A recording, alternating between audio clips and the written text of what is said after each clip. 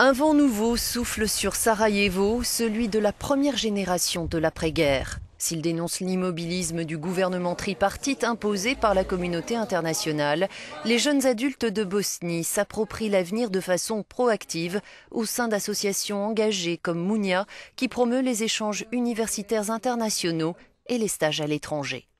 Notre rôle d'incubateur d'innovation sociale consiste à éveiller l'intérêt, à inspirer, à motiver et à montrer aux jeunes comment mobiliser ce qui existe et quelles sont les opportunités.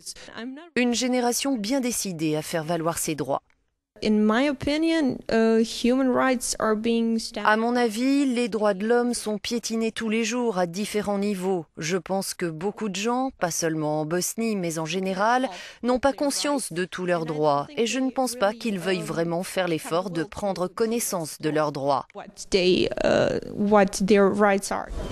Ceux qui étaient assez grands pendant le siège de Sarajevo par les Serbes de 1992 à 1996 se souviennent d'avoir pris la guerre pour un jeu. C'est le cas de Jasminko Halilović, fondateur du musée de l'enfance. Il a rassemblé dans un livre des textes et des dessins réalisés par des enfants en zone de guerre.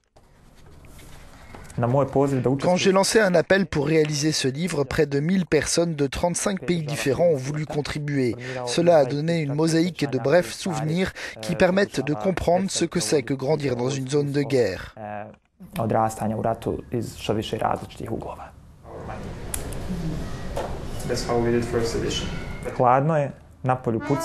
Il fait froid. Dehors, les balles sifflent. Personne ne descend plus dans les caves, advienne que pourra. Je voudrais seulement une pomme. 1500 enfants ont péri pendant le siège de Sarajevo.